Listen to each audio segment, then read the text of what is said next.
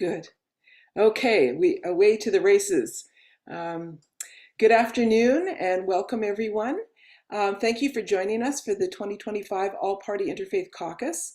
The All-Party Interfaith Caucus has been a vehicle that brings together those who serve in public and representatives of some of the Multi-Faith Summit Council's member organizations so that we can dialogue on common concerns that are both relevant and timely. My name is Sherry Marcial. I'm the chair of the Outreach Committee for the Multi-Faith Summit Council, which is the committee responsible for organizing this event today.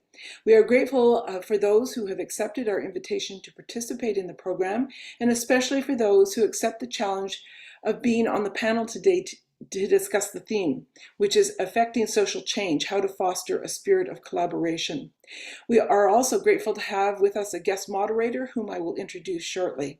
Before we continue, here in North Delta where I'm situated, I just want to acknowledge that I am on the unceded and traditional lands of the Coast Salish peoples. We are grateful for their willingness to share the land with us and hope that we can contribute in a positive way to improve our relationship with our Indigenous brothers and sisters. If you would like to acknowledge the lands you are on and where you are joining us from, please feel free to type that into our chat box. Starting us off with an opening prayer today is Shirley Barlowitz, the Multi-Faith Summit Council Secretary and a representative from the Center for Israeli and Jewish Affairs.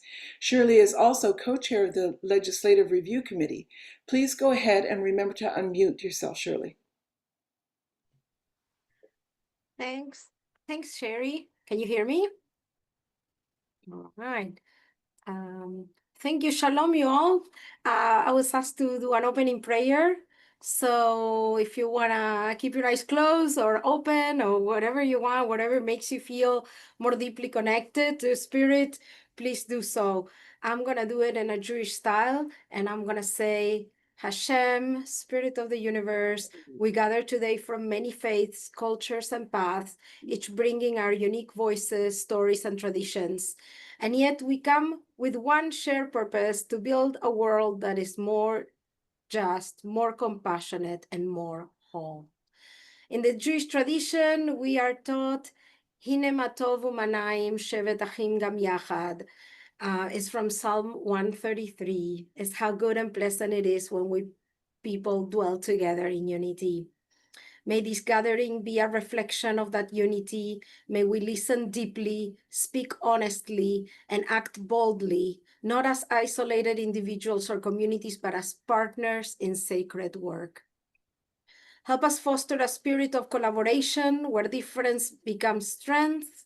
Inspire us to seek understanding over judgment and solidarity over separation. Let our shared hope for a better world ignite meaningful partnerships rooted in mutual respect. We pray for shalom, for peace. Peace not only as the absence of conflict, but as a wholeness, the kind of peace that calls us to repair what is broken, to lift those who are low, and to leave no one behind. May the work we begin here today be guided by the highest values of our traditions: justice, mercy, humility, and love. And let us say, Amen. Amen. And thank you so much for that opening prayer and bringing wonderful thoughts to us. Offering some opening remarks as a prelude to the panel's presentations is the current chair of the Multi-Faith Summit Council, who also serves on the Health and Spiritual Care Committee and is a representative from the Canadian Sikh Study and Teaching Society, Dr. Kala Singh. Please go ahead and remember to unmute yourself. Thank you, Sherry. Today's topic of discussion, as we know, is affecting social change and how to foster a spirit of collaboration. That is the collaboration between government, opposition, faith communities, and individual activists, and everybody, in fact.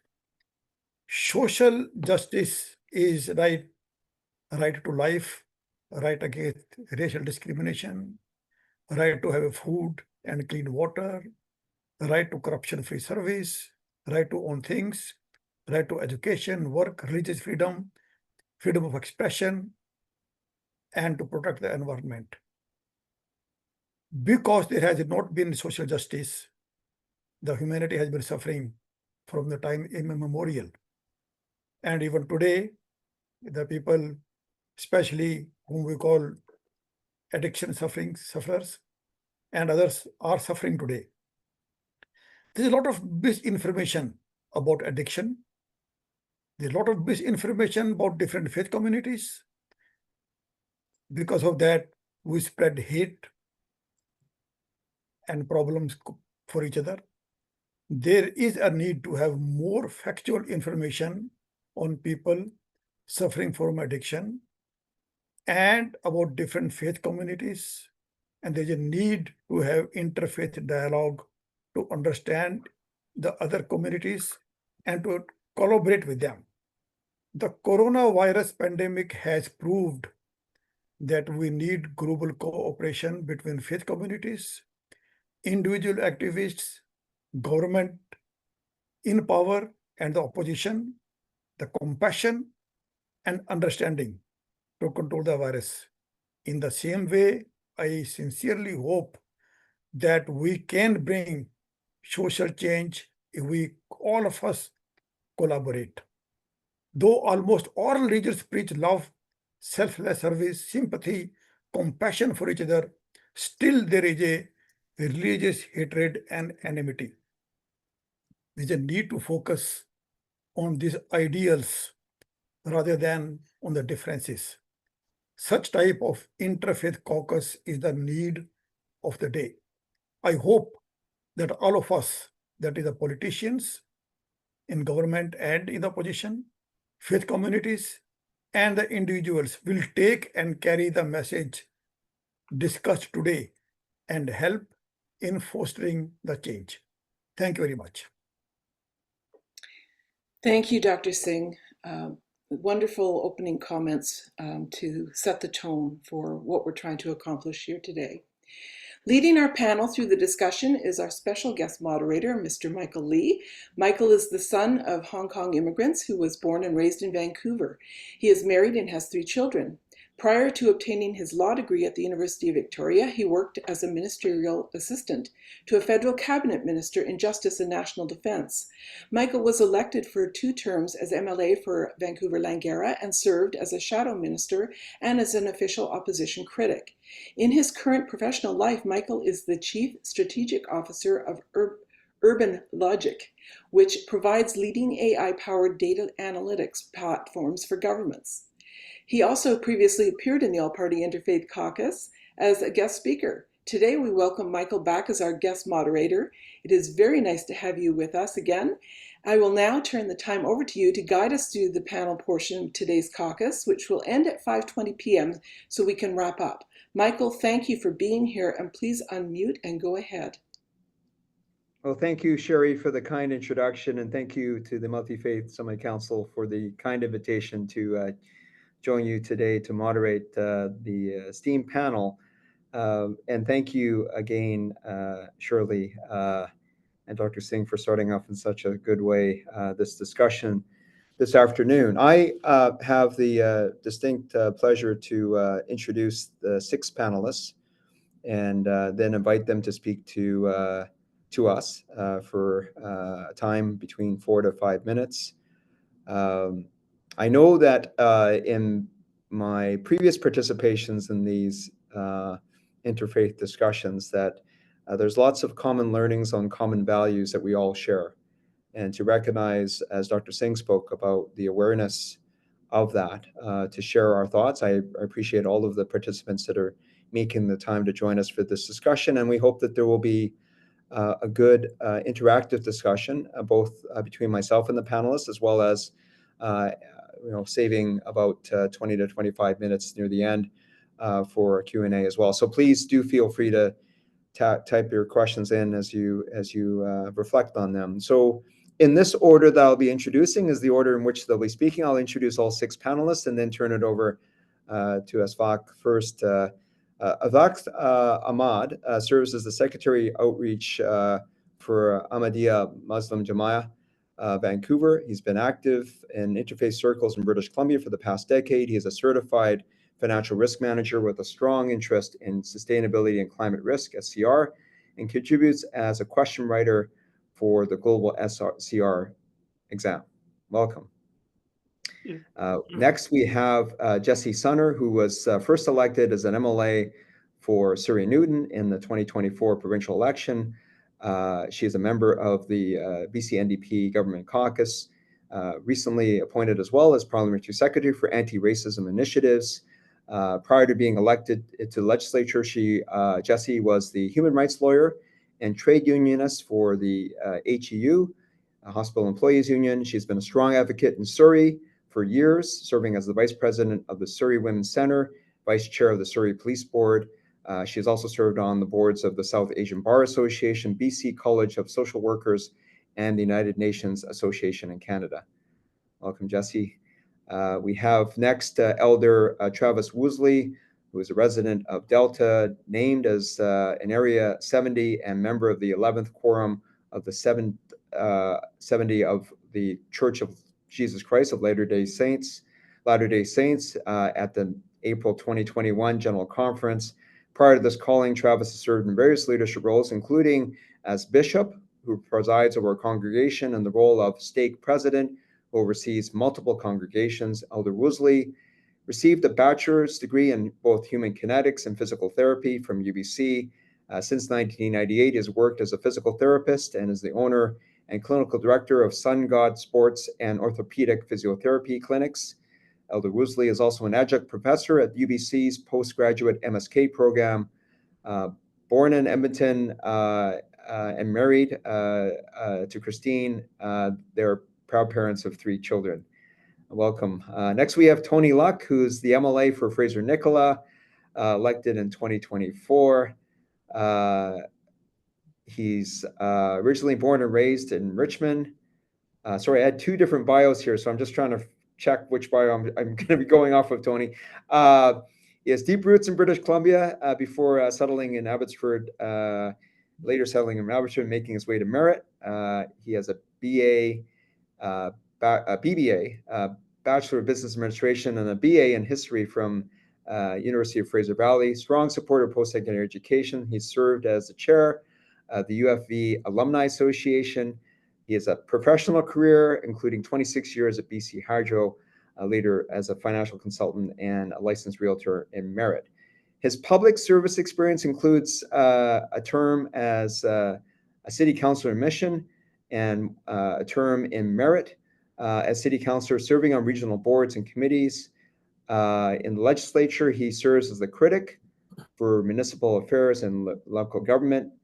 He is a lifelong member of the Church of Jesus Christ of Latter-day Saints and has served in various leadership roles. His faith certainly informs his deep commitment to community and service. Him and his wife, Wanda, are also proud parents of 9 children and 25 grandchildren. Welcome, Tony. Next, we have Taban Uwana Behin, who is presently the Manager of Ethics at the First Nations Health Authority of British Columbia. She is a doctoral candidate in the social dimensions of health at UVic and holds an MSc in community health sciences and a BA in development studies. She's traveled and lived around the world and has worked in governments and not-for-profits as well, like the Universities of Saskatchewan and Calgary. She has a strong focus on the well-being and empowerment of communities through education. She has served on the board of an educational organization of the Baha'i community of British Columbia, one that seeks to empower communities to take charge of their spiritual and material development. She presently resides in Vancouver with 2 daughters as well. Welcome, Taban. And last, we have Christine Kenny, who's a former Green Party of Canada candidate for the Member of Parliament, who she campaigned on a platform rooted in social justice and electoral reform. She is a mature student at Kwantlen Polytechnic University, studying political science, and is deeply engaged in the community service as a Unitarian lay chaplain and secretary with the Surrey School District. She is a mother of 4 who brings a lived commitment to equity, collaboration, and social change. Well, welcome to all 6 panelists. So we will go back now and invite Shvak to provide your opening remarks. Thank you, Michael. Good evening, and peace and blessing be upon you all. I'm honored today to speak on behalf of Ahmadiyya Muslim Jamaat, a community deeply committed to service, justice, and the betterment of the society. We live in a time of extraordinary challenges. Injustice, inequality, division, and unrest continue to impact our world. It is easy to feel overwhelmed. It is even easier to point fingers at government, at leaders, at institutions. But true change will not come from the top down alone. It must come from all of us, as individuals, as neighbors, as people of faith, while working together with the spirit of humility, love, and understanding. In the Holy Quran, God commands and help one another in righteousness and piety, but help not one another in sin and transgression. This is a clear call to collaborate, not based on power or politics, but based on values, based on righteousness. In Islam, we are reminded again and again that we are not isolated beings. We are members of collective society, a shared humanity, and that comes with responsibility. We cannot expect social change to happen overnight, nor can we expect one organization or one group to fix the world's problem. A society is made up of individual people, and we are those people. Each of us has a role to play. Each of us can choose to make a difference, even in the smallest way. As Ahmadi Muslim, our motto is simple yet profound: love for all, hatred for none. This motto is not just a slogan, it is a commitment to peace, to unity, and to service. And it is through the spirit that the Ahmadiyya Muslim community strive to effect real change and foster global harmony. Our community is engaged in countless initiatives around the world, from building schools and hospitals in the deprived regions to organizing interfaith peace conferences, disaster relief efforts, and clean water projects. We collaborate with people of all backgrounds to promote understanding and address human suffering wherever it may be.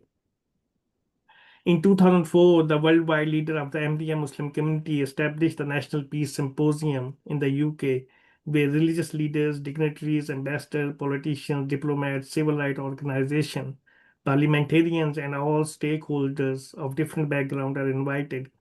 And His Holiness delivers the keynote speech, addressing guests regarding the bleak situation of the world, the lack of peace, the need for justice, and the way forward based on the teaching of Islam. These events are not only powerful moments of unity, they serve as a global reminder that peace can be achieved through dialogue, mutual respect, and spiritual values. For almost 2 decades, the worldwide head of the Ahmadiyya Muslim community, Mirza Masroor Ahmad, has been raising alarms about the urgent need to arrest the threat of an impending Third World War. During an address to the British Parliament in June 2013, His Holiness said in succinct words that a lack of mutual respect among countries could cause a catastrophic world war. The world has become a global village, and so a lack of mutual respect and a failure to join together to promote peace will not only harm the local area, city, or country, but in fact, it will ultimately lead to the destruction of the entire world.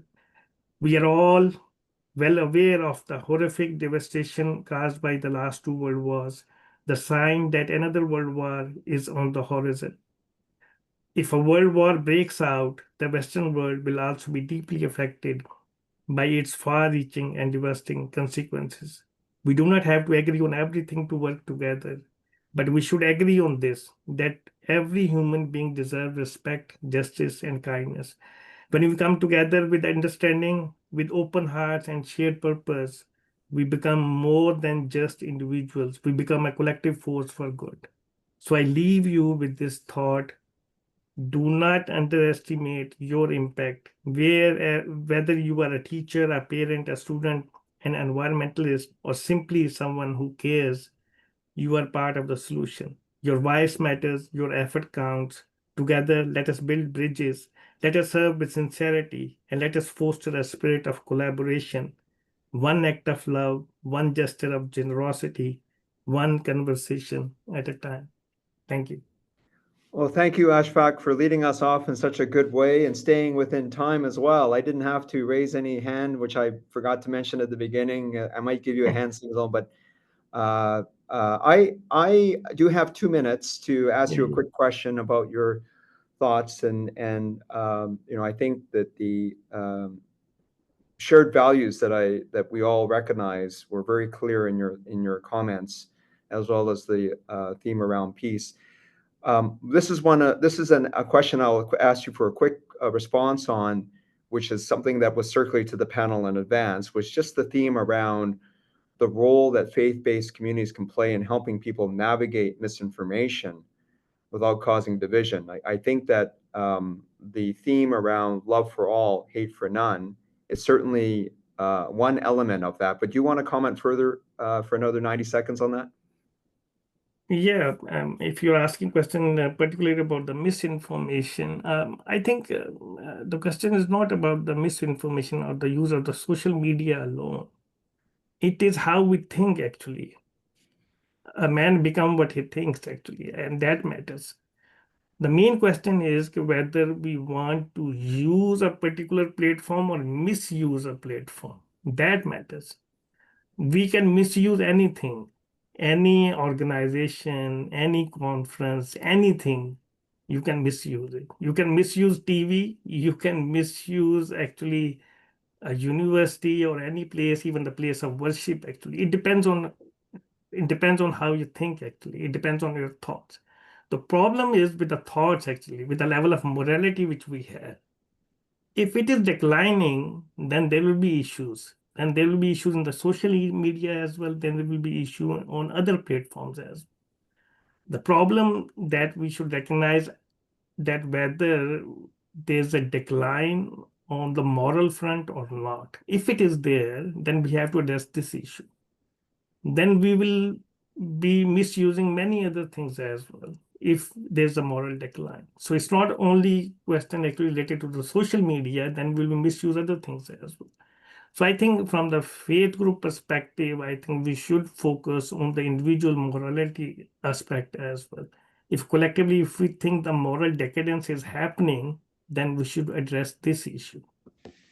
Ashfaq, thank you for that. And I invite the other panelists, if they want to pick up on that theme as well. They don't alter your opening remarks. I'm just saying that it may be a theme that you may want to pick up when I ask you a supplemental question. But I do think the moral decay, it certainly is a role for faith-based leadership here, of course. MLA Jesse Sunner, you're up next. Thank you, Michael. And I just want to thank Shirley, Dr. Kalasing, Ashfaq. It's been wonderful to hear your comments and thoughts so far, and I look forward to adding to that. So good afternoon, everyone. I'm Jessie Sunner. I'm the MLA for Surrey Newton and the Parliamentary Secretary for Anti-Racism Initiatives. So I work closely with the Attorney General, Nikki Sharma, out of her ministry. I'm also a proud Punjabi Sikh woman. And it's a profound honor to join you today. And thank you to the Multi-Faith Summit Council for creating this space to have this very important dialogue. I'd like to start by acknowledging that I'm joining you today from the traditional and ancestral territories of the Lekwungen people here at the Legislative Precinct, specifically the Songhees and Esquimalt nations, who have stewarded these lands in time immemorial. And I recognize that they have an enduring connection to this land, and I am committed to learning from their leadership and ongoing contributions to our communities. So we're here today to talk about how to affect a social change, real, lasting, human-centered change, and how to foster a spirit of collaboration as we achieve this. We live in a time, as we know, of great complexity, from growing economic inequality and instability to a flood of misinformation that challenges even our shared understanding of truth. I know that none of these challenges can be confronted alone, not by one political party, not by one faith, and not alone by one community. It's important that we all work together to take meaningful action to combat these challenges. And we know this is possible because we've witnessed this happen recently. With the tariff and sovereignty threats that have been coming down from the South, we've really seen Canadians come together in a united, shared identity in ways that we haven't seen for a very long time. And, we know that it's possible to come together. So the question becomes, how do we summon the same energy, not just during crisis, but in the ongoing work that we do to build a better society? And, there's many ways to look at this. And for myself, I believe it begins with relationships. So not just short-term alliances or discussions, but genuine relationships that are based in truth, humility, and honesty.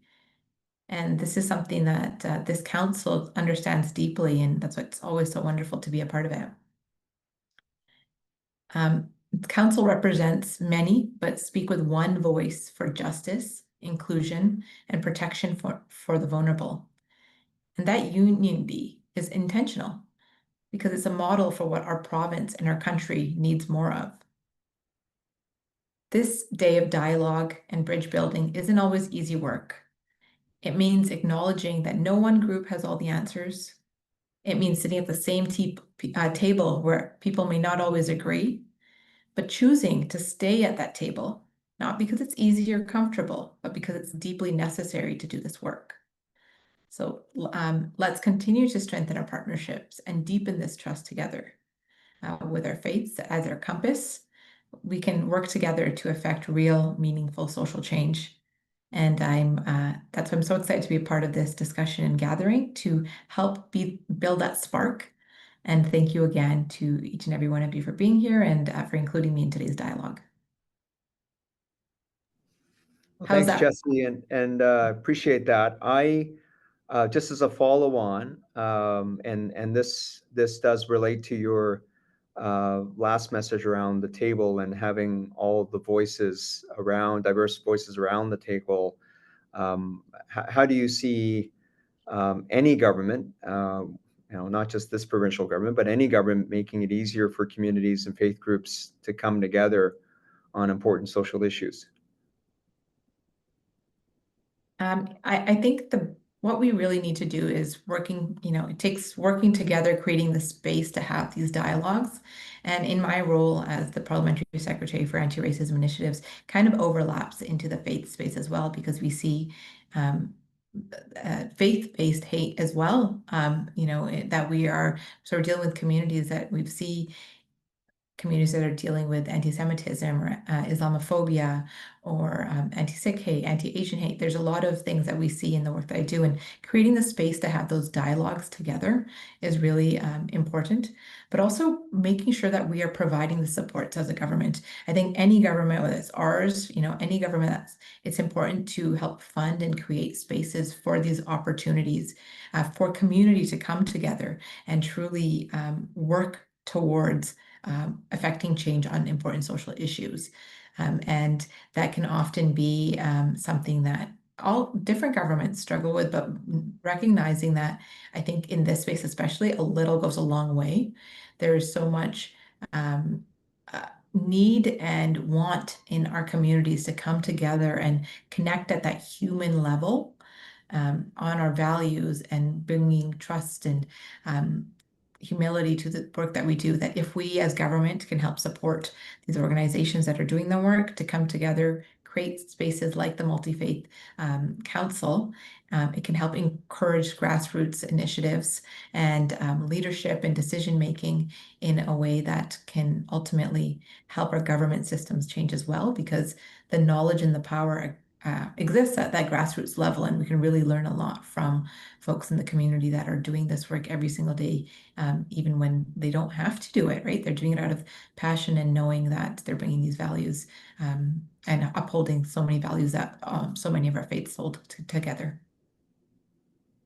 Yeah, I think we can pick this up more in the Q&A if anybody wants to draw further Jesse's point. I do think that there's many opportunities, including in the Legislative Assembly, where faith-based groups are invited to share, very present in the Hall of Honor. There's other opportunities, but in terms of the multi-faith dialogues, which this Summit Council has been very well regarded for, I think it's an interesting point to further discuss what roles can be played here as to how we support these initiatives. Travis, I'd just like to invite you next to provide your opening remarks. Great, thank you. Thank you to Sherry and the Multi-Faith Summit Council. I really loved the opening prayer by Shirley. I thought that really said everything that I hoped would be said in this, and it was just from the heart, and I just really appreciated that. I also, Dr. Singh, I loved your comments as well, and just the passion that you have for this topic and for the group that is assembled here. So I thank you both, and I just add an amen to everything that's already been said. The words that came to me when I thought of what I could possibly contribute, the three words that came out to me were compassion, service, and dignity. And for followers of Jesus Christ, there's no parable that says it better than the Good Samaritan, where a man fell among thieves, was wounded, stripped, and left nearly for dead. Two of his friends, leaders, and respectful people in the community overlooked him, but it was a Samaritan, one who socially probably didn't have a responsibility, culturally, or even language, may not even needed to care for him, but he chose to show compassion and took care of him, not just in the immediate, but in the long term. And at the end of the parable, we just learned, so, you know, who was this? Who was the neighbor? Who was the Samaritan? And it was one who showed compassion. And so I feel like how to foster a spirit of collaboration comes down to having a spirit of compassion. I agree with Jesse. I think, you know, we recognize that we are better together, just like cords that bind a rope together. We're better together. We're stronger. We're more effective. I think also, I just love this group and the backgrounds, the languages, the cultures that we come from. We have a 360-degree view of complex issues. We can share more from all the backgrounds that we have. I think also together we have access to more helping hands, and at the grassroots level that Jesse mentioned. So harmony, trust, real change happens from the inside out. And just one quote that I wanted to read from Ezra Taft Benson. He was the U.S. Secretary of Agriculture, and he said this. He said, "The Lord works from the inside out. The world works from the outside in. The world would take people out of the slums. Christ takes the slums out of the people, and then they take themselves out of the slums. The world would mold men by changing their environment. Christ changes men who then change their environment. The world would shape human behavior, but Christ can change human nature." And I like that inside-out approach in terms of social change. So, Michael, that's my spiel for you. Well, Travis, and thank you also for outlining and underlining the great blessing that Shirley provided at the beginning and Dr. Singh's opening. I wanted to invite you here to comment just based on what you said, and I'm a Catholic myself, just to recognize Ashfaq's comment near the end of his opening remarks around moral decay. And I appreciate your reaffirmation of certain values like compassion. What's your sense about what we are all facing with the polarization, the misinformation, the lack of respect, let's say, for certain religions and faith-based communities? What's your sense about that, Travis? Yeah, my sense in faith-based communities, I think one of the best things that we can do is teach people the sources of truth. That God is a source of eternal truth, but also a source of truths of each other and each other's faiths, understandings. If I want to learn more about the Muslim faith, I'm going to ask Ashfaq and learn more from him, have him teach me, or have Shirley teach me more. I want to know directly from them those sources of truth, and I know they can be accurate. Also, in doing so, we become peacemakers rather than perpetuating contention or misinformation. And I think as faith group leaders, we can do that. We can be examples of being peacemakers by doing those things. Well, thank you, Travis. I just want to again invite the participants, if you reflect on the first three speakers. I think they've given some themes to think about. Welcome your thoughts when we get to the Q&A, which we hope to get to just about 5 o'clock here. So we've got 3 more speakers to go. Tony, we just invite you to provide your remarks.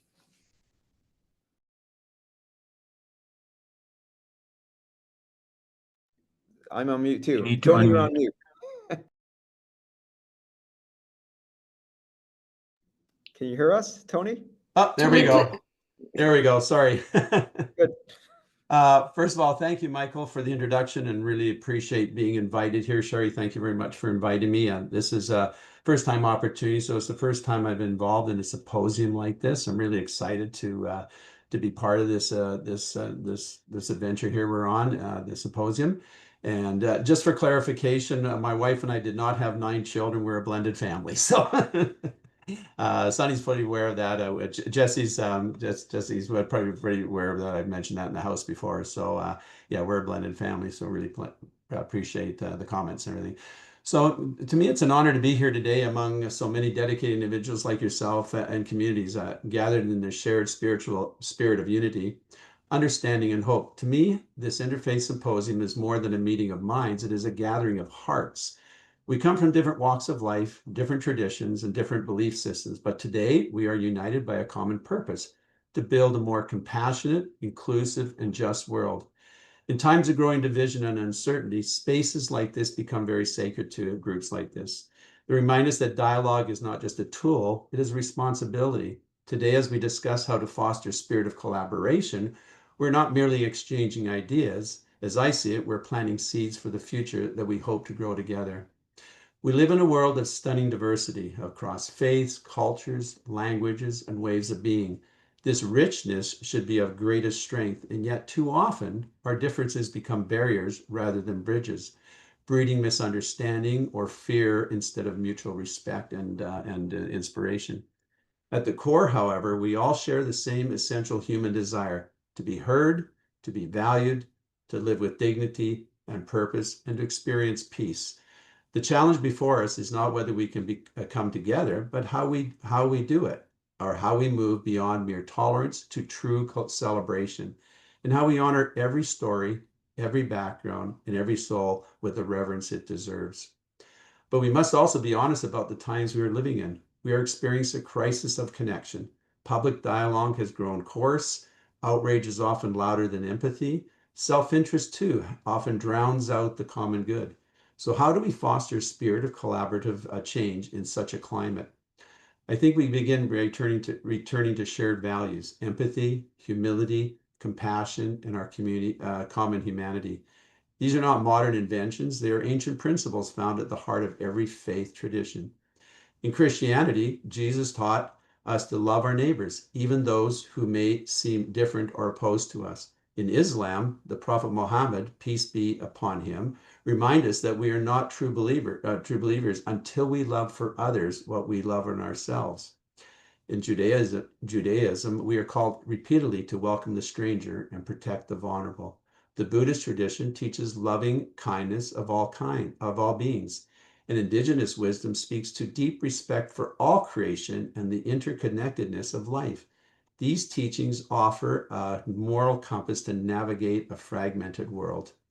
As we are not without living examples. In British Columbia, faith communities regularly join hands across the denominations and traditions to serve refugees, run food banks, and respond to crises like wildfires and floods, which we've seen just far too many of recently. Gurdwaras, churches, mosques, synagogues, and temples open their doors in 2022 to offer shelter for hot meals and dignity to those displaced during some of these disasters. Globally, leaders like Pope Francis and the Grand Imam of Al-Azhar have shown the world what it means to walk together in peace, issuing a powerful joint call to reject hatred and work for unity. These are not isolated gestures, they are beacons. If we want collaboration to flourish, we must model a new way of being, especially in how we communicate. That means listening to understand, not to reply. It means engaging with those who challenge us, not to win an argument, but to build a relationship. It means creating safe spaces, not just physically, but emotionally and spiritually. where people feel that they can be seen, heard, and valued. Here's the truth. Collaboration doesn't begin in policy. It begins in friendship, in showing up to one another's events, in breaking bread together, in sharing grief and joy. Think of collaboration like a garden. If we plant seeds of trust now, we'll have something strong to rely on when storms come. We also need to work together on things that matter to all of us, whether it's responding to poverty, standing against racism, addressing the opioid crisis, or protecting the planet. We need projects that bring us shoulder to shoulder in shared services. When we act together, we discover not only common goals, but shared humanity. Interfaith efforts are powerful, not just because we talk together, but because we work together, shoulder to shoulder. And through it all, we must lead with love. That may sound idealistic in a world full of division, but love is the most radical force we have. Love sees beyond labels. It insists on dignity. It refuses to give up on others, even when disagreements arise. It doesn't mean we abandon truth. It means we speak truth in a spirit that builds, not breaks. I've invited myself to do 3 things during the symposium and think about some things. I want to be curious about someone else's story. I want to ask. I want to listen. I want to learn. I want to celebrate something unfamiliar. Eventually, I would like to, attend new traditions, taste a new dish, open my heart to more people. I want to join hands with someone different, not just in dialogue, but in shared purpose. We may come from different faiths, but we are part of one human family. And if we want a world where everyone is seen, valued, and safe, then we must build this all together. Thank you. Well, Tony, thank you for taking the time to provide a fairly comprehensive and holistic approach to this, to evolve the various faiths and to acknowledge that in a way. And there's certainly other faiths participants here as well that could be similarly acknowledged. But thank you for that, Tony. I am struck by your recognition, certainly, of faith-based communities with their own initiatives to deal and address poverty, food security, those who are unhoused, the challenges that we have in our common communities. What's your thought, Tony, about bringing together faith-based communities or other communities together to do that work together? What would that look like to you? Do you have any examples that you can see? Because I do see the individual initiatives, of course. Yes. Yeah, I think there is groups out there. I'm trying to think of one during the last flooding here in Hope, when many people were working hard to restore their lives to some respectability in that after the floods and that, with lots of damage in that. We had Samaritan's Purse that came into town and really helped out a lot of people. And they're an organization that works hard to help people that have gone through disasters and things like that. They're able to help rebuild communities, help clean communities, and things like that. They're a shining example. Our own church, the LDS Church, while we're doing that, I got a phone call from Salt Lake and said, "Hey, do you need some equipment?" And before we knew it, we had a trailer full of equipment here for people to use, everything from shovels, from rakes, to generators, to water, to everything. And to me, those are shining examples of working together collaboratively for the betterment of everybody.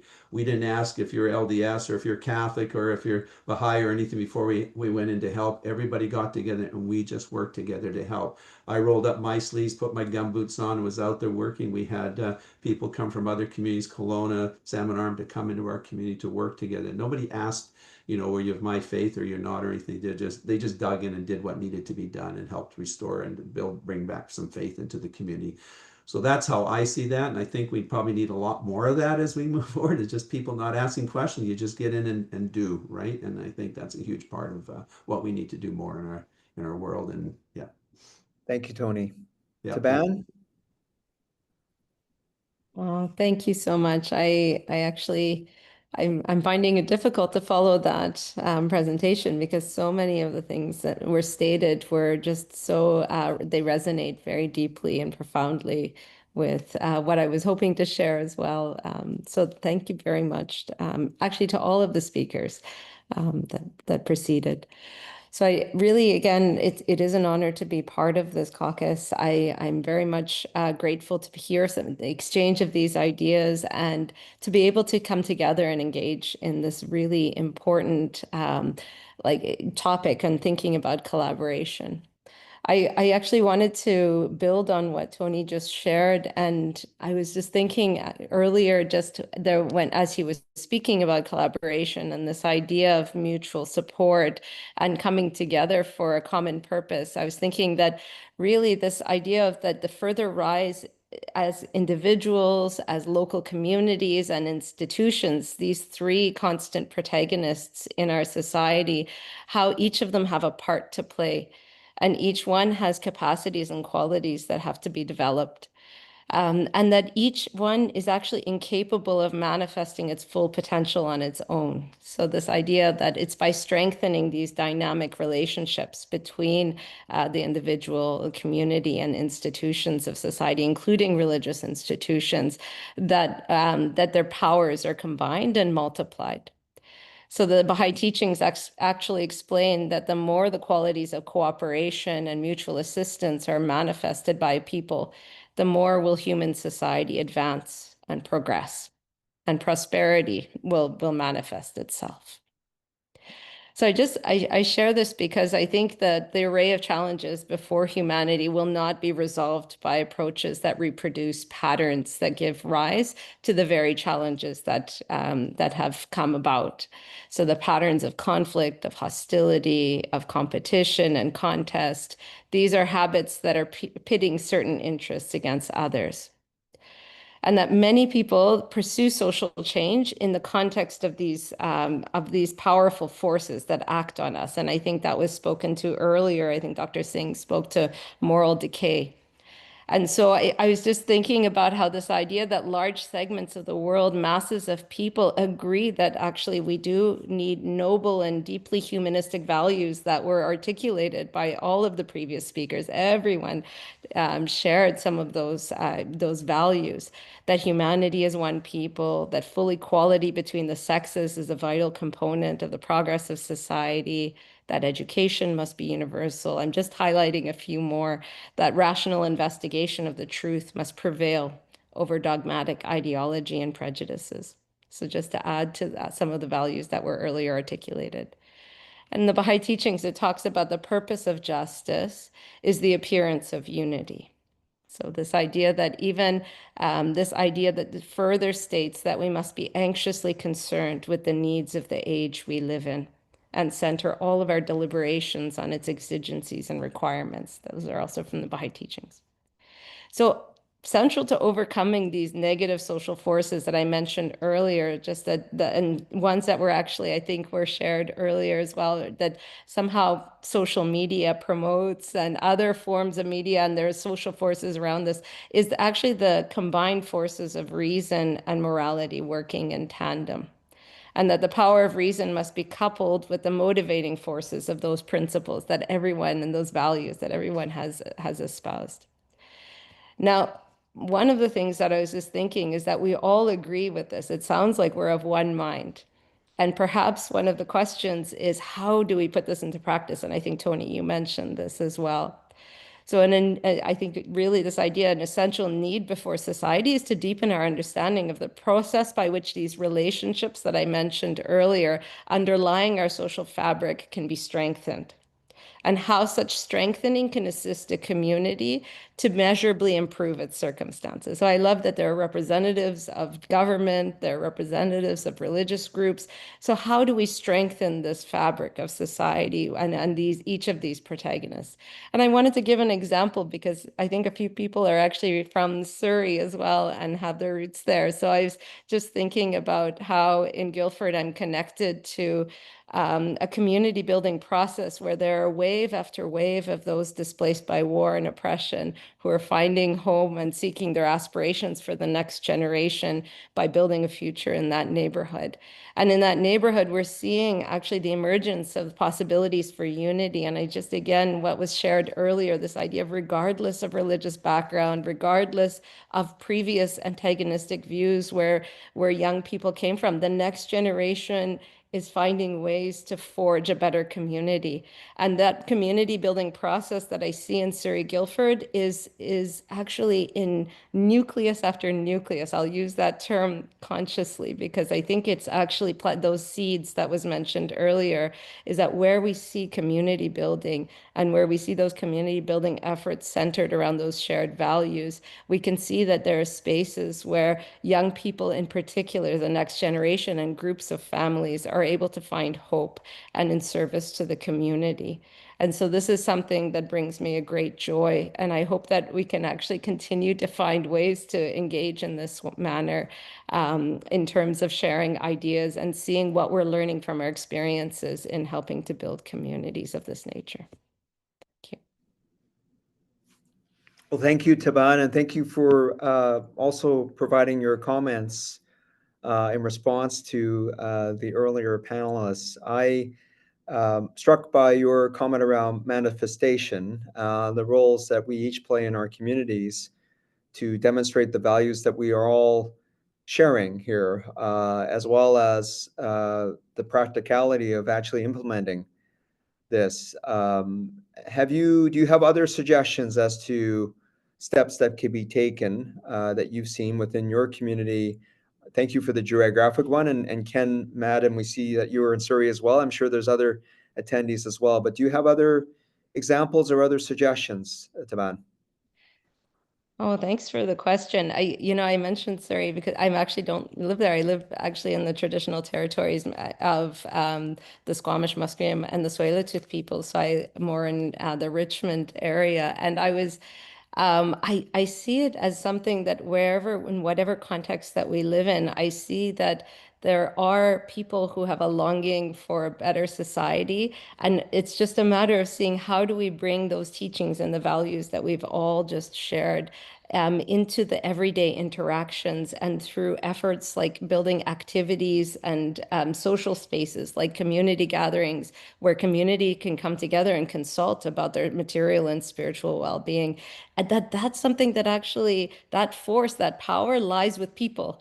It doesn't actually need institutions to bring them together, that communities and families can come together and say, we would like to solve the problems of our society. So where that can be planted, that seed where communities can gather is just pretty remarkable. And they can begin to address some of the very clear challenges in their own vicinities. And I see this happening in neighborhood after neighborhood, and certainly would love to join forces with other community, with other churches and other groups that long for that kind of change as well. Thank you, Taban. And Christine, so you have the role to be the last of the 6 speakers, but I do hope that you'll find still an avenue to add to our discussion here. Yeah. So I have a bit of laryngitis. I've been sick this week. I'm doing my best. I didn't want to cancel. I'm very honored to be here and to be invited in this group. It's so uplifting just to hear all your words and what you're saying.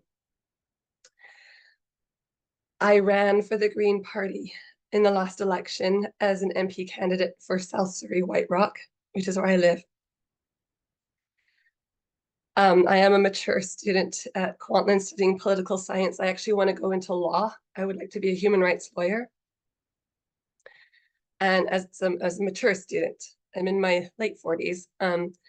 So my story is like how I arrived here and how I aligned with the Green Party is I married very young, had my kids young, and I was in a very abusive relationship. So I spent many, many years trying to escape that. I have accessed all the resources and supports. I'm at a transition house in, or Ishtar, actually, it's been more than one, Ishtar and Langley. And I've had the support of food banks that were run by faith organizations.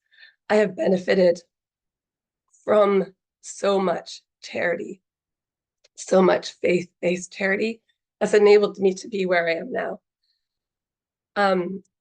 But I have a vision as a person who's experienced that. I would like to see a world where we do not have charity, where that's no longer necessary. And I do see that happening through collaboration, people coming together, as well as a Green Party member. I'm a Unitarian Universalist, and it's a religion that draws on all faith traditions. I'm very active in my church. I'm the chair of the board. I'm a lay chaplain as well, so I perform marriages and funerals and all kinds of rites of passage. And what I see is a need for systemic change. I think a lot of what we are doing individually in our communities is we're trying to be a stop in the gap. And I truly believe that we can make a huge change, something that's fundamental. Of course, we advocate we want electoral change. We would like proportional representation. We would like all voices at the table. And when I was canvassing, I heard people say so many times, we love the social justice aspect of the Green Party, which is my main, what I care about the most. But they were afraid to vote for it because they're scared of something else. And I just think, I think if we had the courage to do what we believe is right, even if we might not even see the results, we might not even live to see the results, but we'll be doing something for the next generation. Every small step we take, because we're leading with our hearts, I believe that's the only way to go, honestly.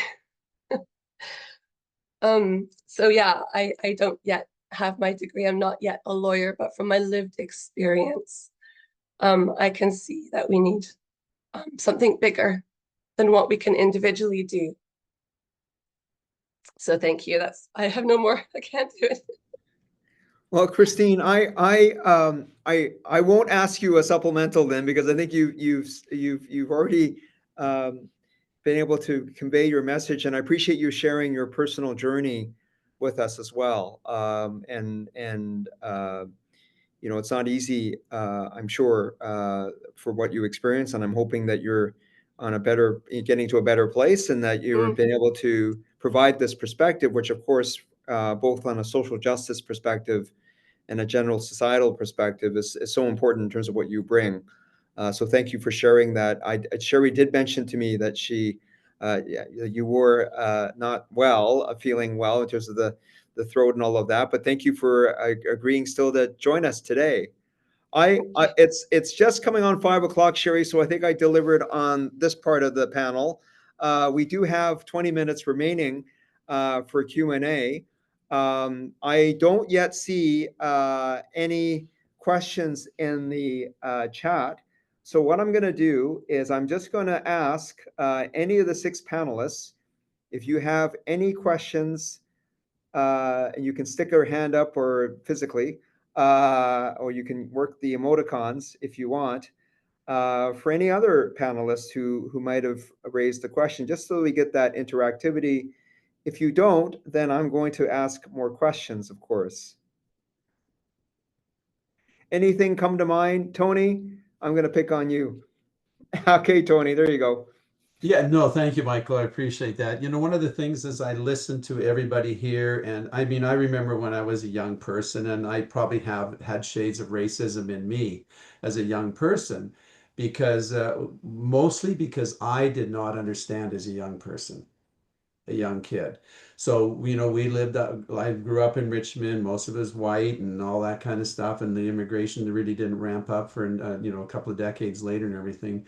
But I think one of the biggest thing we can do as a panel like this is to get out and educate. And I think that's such a huge piece in here we don't understand. And until we have those opportunities to meet and get together with each other, we have those barriers up.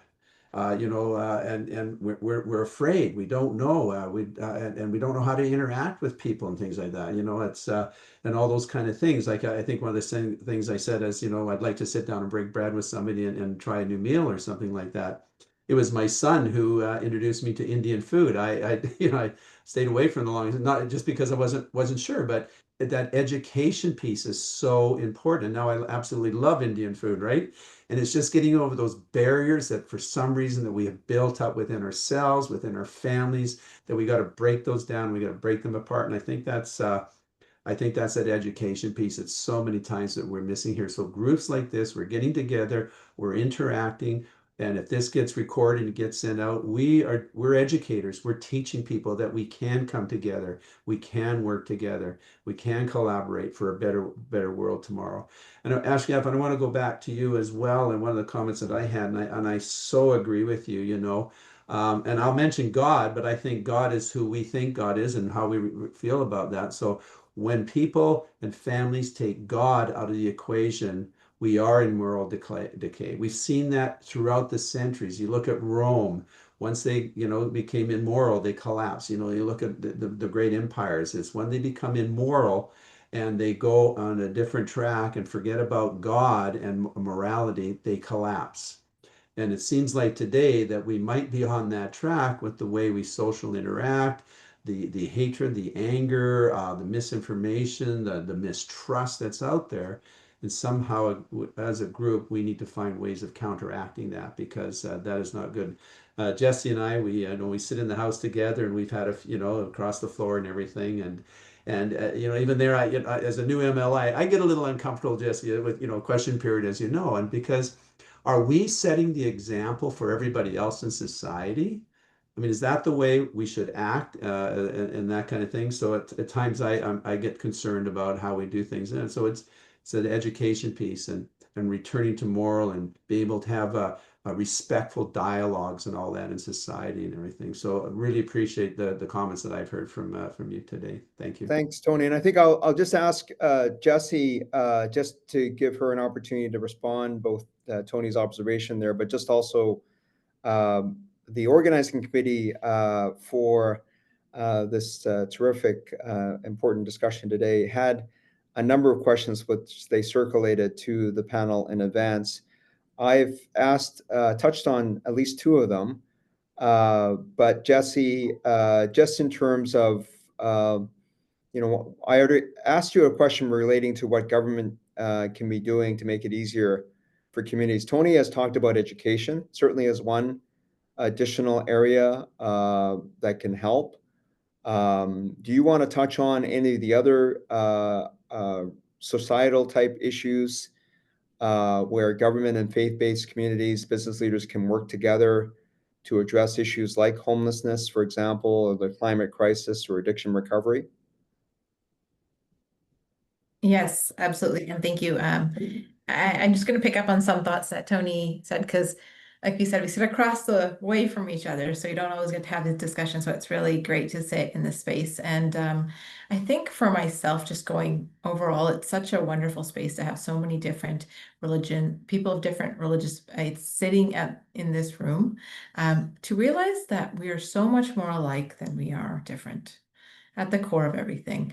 And I think, growing up, I always was fascinated with learning about different religions and the origins. And I always found at the end of the day that, be kind to your neighbor, treat one another the way you'd like to be treated, take care of one another, take care of our surroundings, our climate, and, leave things better than you found it. These kind of core principles are things that we all have touched on today, and that all of our faiths and, many of the faiths that aren't represented even here today, that's what they touch on. And I think as a community, as a civilization, as a society, if we could focus on these pieces, we would just be so much better for it. And everything we do in building our policies, and the work we do in community, and the work we're doing in workplaces, like whatever we're doing.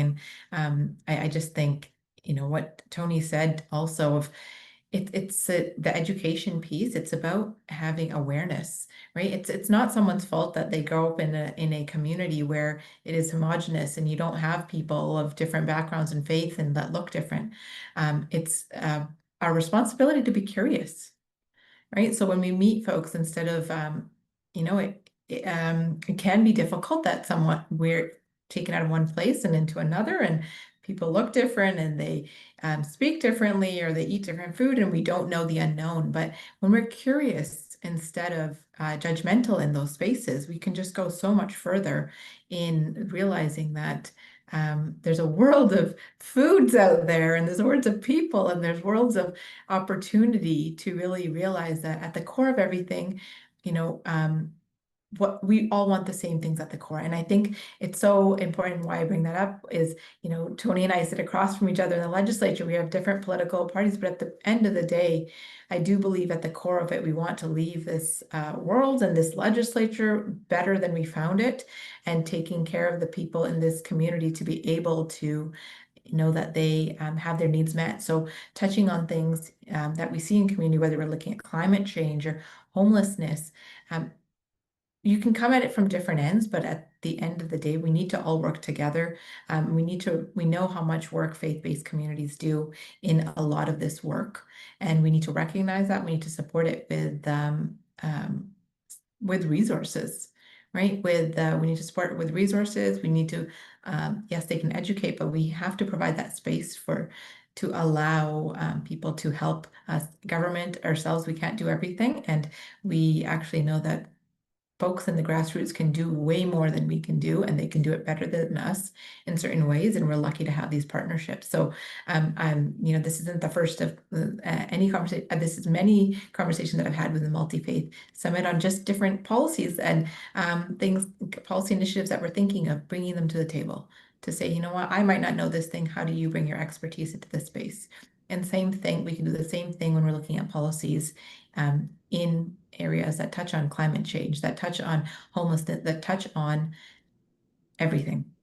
And I'm just going to pick up on the piece that Christine, you spoke about. And I think it's so, thank you for sharing your story with us, and thank you for being so vulnerable, and for really bringing forth why you want to do this work.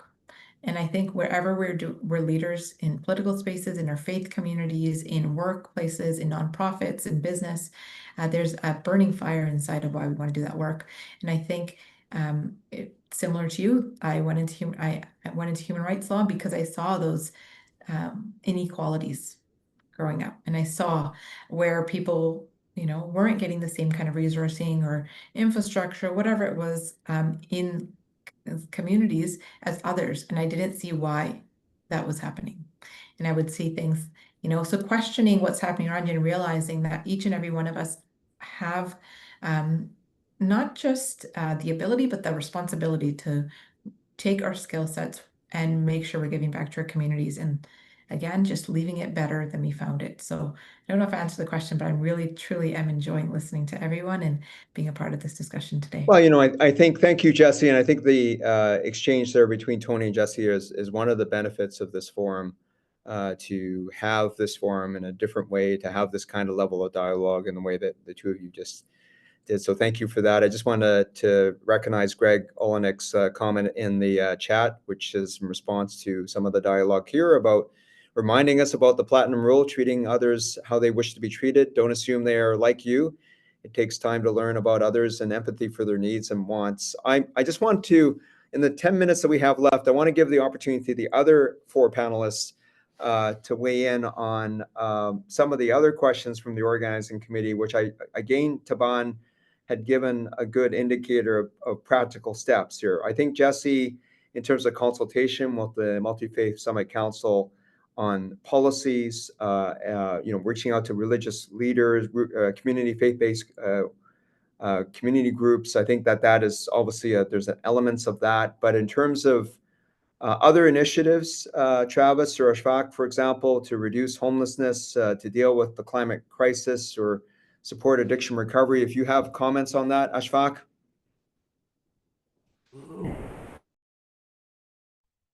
Yes, for the climate crisis, I want to comment on this question which was asked actually. So what we can do, what impactful action we can do. So the first thing that we should actually agree on what actions are required. And the problem is actually sometimes we are not agreeing. And this is the issue actually that should be resolved at all level, at the government level as well, and at the society level as well. What we want actually, what action we want to reduce the impact of this environment which we are facing right now. I think we are in the vicious cycle actually. And the problem which we are facing, the problem of the climate change is because there is a carbon dioxide in our atmosphere, which is actually bringing a change in our weather pattern. And because of that, recently just see the forest fires which are happening in Manitoba and in the Saskatchewan actually. And these forest fires again are adding the carbon footprint. Again, they are aggravating the situation which we are confronted. So it is a kind of vicious cycle actually. Weather pattern is changing, and because of this, there are more forest fires, and because of this, there's more carbon footprint we are adding actually in the atmosphere.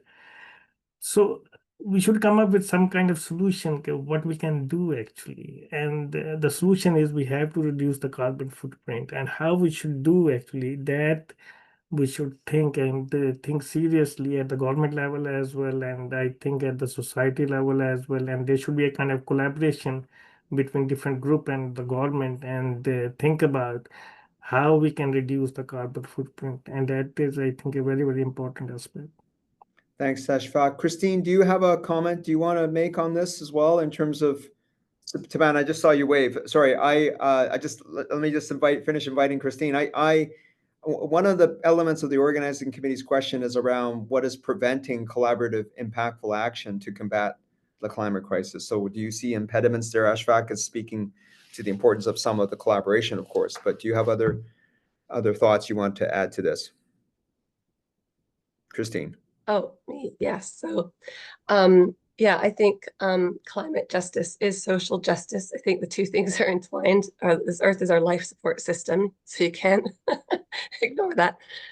And yeah, I do think there is a conflict of interest, and I think it has a lot to do with spiritual values. I think there are things like greed, apathy, and I do think, there is a role for spiritual leaders to call that out.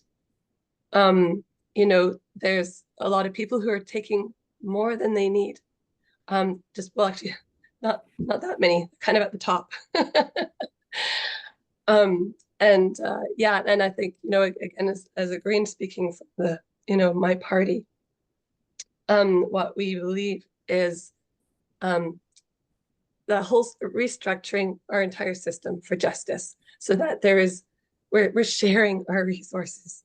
We're not just funneling it all to the top. No. And yeah, that's intrinsic in what you truly believe is moralistic, right? Yeah, sorry. Thanks, Christine. Taban, I'll come to you, but Travis, I'm going to give you another last opportunity in a moment, which is kind of open-ended. But Taban, you want to add? Yeah, maybe I just to add a couple of small pieces, but perhaps just to build on what has been shared so far. It seems here like we take it for granted in Canada that we are able to have these kinds of dialogues and discourses, and it's such a strength to be able to sit here and find our commonality. I'm just thinking about in many parts of the world where these kinds of discourses cannot take place so easily, and we cannot find this kind of commonality so easily. So I just want to acknowledge like this incredible strength that we're showing here as a region and as leadership, and just going back to this idea of seeing the different protagonists. I think I've heard a couple of times people have mentioned like the grassroots and the grassroots movements. I just wonder about this possibility, and I'll put this out there, and just even if we take climate change, for example, but at the end of this month, and if we all acknowledge that the next generation is really where we find hope and promise, at the end of this month, there's a conference that is actually taking place that is really like focused around building vibrant communities, and it's inviting everyone who is like ages between 15 and 25 to come together and just consult about what does it mean to build a better better community and a better society. And I wonder about if there is a way for those who have the influence, and I know we talked about policy, but just even bringing together more and more opportunities for people of many, many backgrounds at different levels and different ages and stages to have the same opportunities that we've just had, but just to engage and to consult and to find solutions to their challenges in whatever context. Just putting it out there. And then also, if anyone is interested and knows people who are 15 to 25 who want to be part of that kind of conversation, just to reach out. But I hope we can have many more opportunities like this at different levels. Thanks, Taban. I appreciate your call to action there and way to communicate the work of the Multi-Faith Summit Council with today's forum, as they've done in other occasions, and this opportunity for young people as well. Travis, you're the last person to get this opportunity to speak on the Q&A. You've heard many different thoughts here. If you want to add to it, I'm going to leave it open for whatever you wish to share further thoughts about. Wow, thank you, Michael. That's really kind and trusting. But I feel like, our response to those in need defines us as individuals and communities. And as Tony mentioned, how are we going to do this? What are we going to do? And he suggested we just do. And as leaders, we need to just do. Let's collaborate together. Let's communicate together. No matter how big or small, it has an effect and it is a response. And I think we shouldn't be afraid to do small things and let them grow into big things. Tony talked about planting seeds and hoping that they turn into something. We have to just start to talk together and to help each other and let this grow. And I think that will define us as individuals, as leaders and communities, if we simply just respond to those in need and do so in a compassionate way.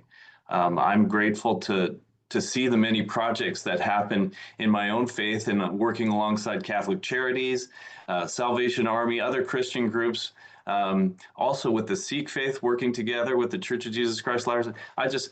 I just love the collaborative work that I'm seeing throughout this province. So let's celebrate the little things that we're doing and grow them to be bigger. Well, thank you, Travis. Thank you for validating my trust in your ability to just deal with an open ender. Thank you for that. I'm just going to, that completes the panel discussion. I want to just thank, on behalf of the Multi-Faith Summit Council Organizing Committee, each and every one of you for your very thoughtful remarks and for opening up and sharing what I hope is a reaffirmation of our common values and recognition of them, and how we can find pathways to collaborate with each other. And I hope that you convey for the participants that you can take some thoughts. Tony had some objectives to himself, which I think is admirable.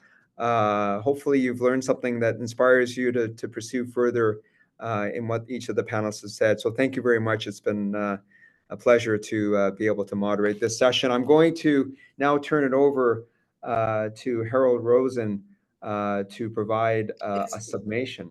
Okay, I'll do that. It's okay. Thank Okay. you so much. I have just loved this conversation, and I've really enjoyed hearing from all of you. And Michael, you've done an excellent job. We are going to hear a brief summation and commentary. We just have a few minutes for it from our education chair, Harold Rosen, who's also a member of the Baha'i community and an interfaith educator. Harold, you can go ahead. Please unmute so we can hear you. Oh, yes. Thank you so much, Sherry.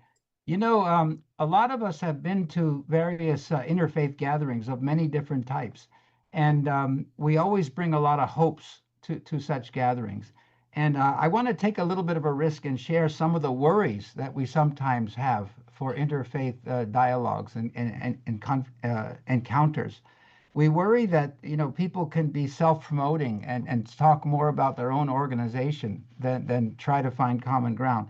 We worry that we will denounce or attack each other, or nitpick or criticize, or ignore what the main points of the other people are, and that we'll go away from that more despondent about the state of the world. Well, I'm so excited to say that none of that happened, you know? If we talked about ourselves or our faith community, it was more in the role of education. We were teaching each other some important things. We did a lot of asking and learning from each other. We listened, we responded, we reflected together. I think we were getting close to common ground, common values, and even, some specific examples about how we could cooperate. I just want to notice that, Sherry and Shirley and Kayla all provided a wonderful beginning, and that Michael picked up on that and continued, that beautiful spirit.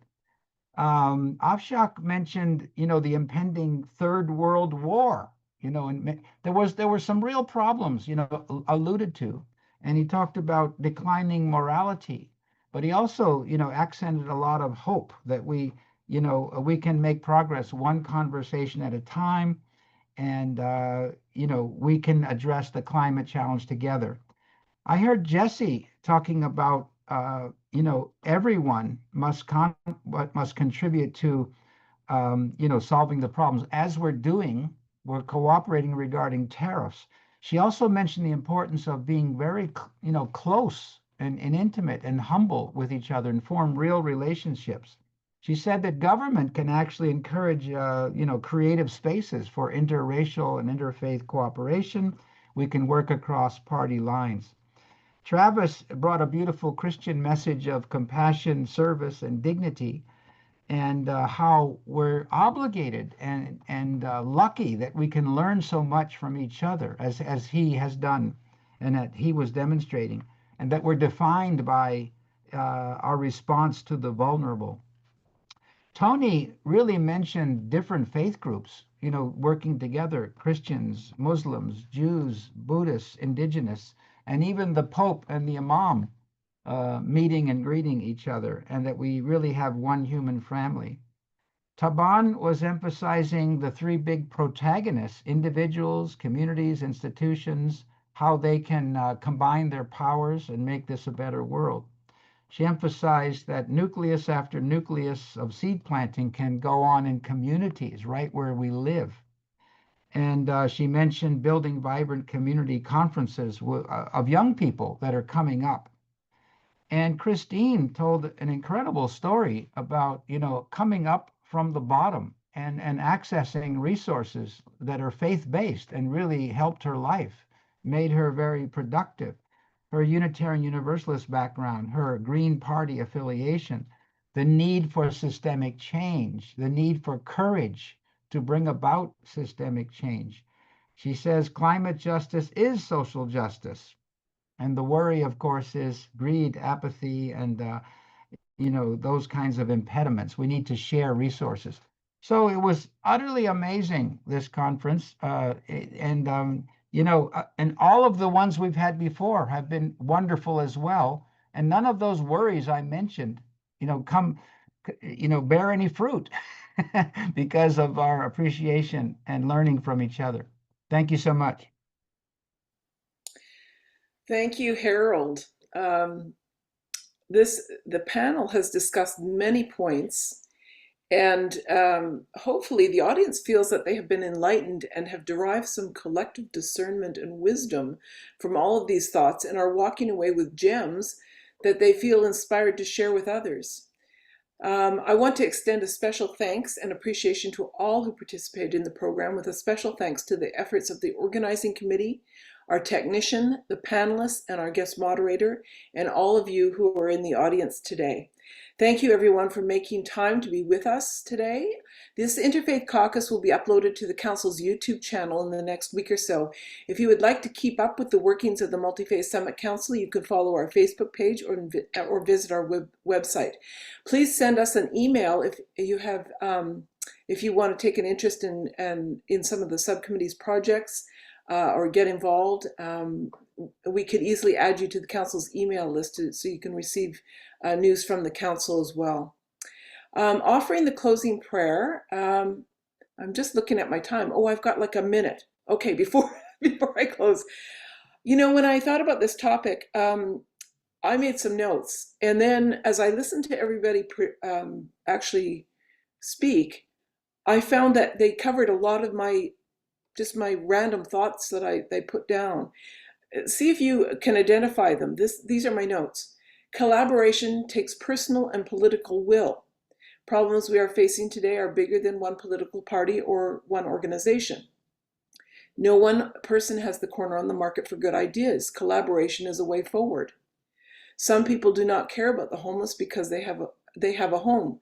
They do not care about those who struggle with addiction because they are not addicts. We need to develop the community's sense of compassion. It's too easy for people to become naysayers and critics with a megaphone in these days.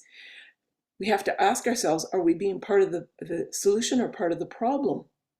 We have to encourage everyone to contribute in a positive way, building on someone else's idea or contributing a better idea without thought as to who gets credit. Collaboration needs to be highly visible as an example to inspire others to get involved in things that are moving the needle on societal issues. We need to make a start even though we may never see the harvest and consider what we are passing on to those who come after us. So those are just a few of my thoughts, and I think they pretty much overlap with a lot of things that have been shared today. Okay, closing us off. Offering the closing prayer is Reverend Alan Wilding from the Universal Peace Federation, an organization that stands for peace and family values, and a member organization of the Multi-Faith Summit Council. After Alan's prayer, the recording will be stopped, and everyone may unmute to say their goodbyes and leave as you wish. We'll keep the Zoom open for a few minutes. Please go ahead, Alan, and make sure you unmute so that we can hear you. Thank you today for everyone.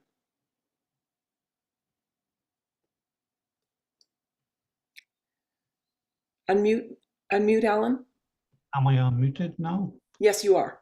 Go ahead, please. Oh. Well, thank you, everyone, and I think my mind turns to the sacred. So many of you mentioned the importance of spiritual values, and we turn ourselves to you, Lord, and we offer ourselves to you in your service. We come from different faiths, different traditions, different walks of life. All have been here to sacrifice their time and their efforts. And this has been a wonderful gathering together. Let us close in peace and walk the line of peace in our lives and live for others and serve others and be of service to this country and this province. I thank you for all those that made this possible, for Shirley, for Sherry, for all the organizers and all the people that spoke today. Many valid and wonderful points were made, and we hope this is pleasing to you, dear Lord. I close this in the name of our Lord. Amen. Amen. Thank you. So we can stop the recording, and if anybody would like to open their mics to say hello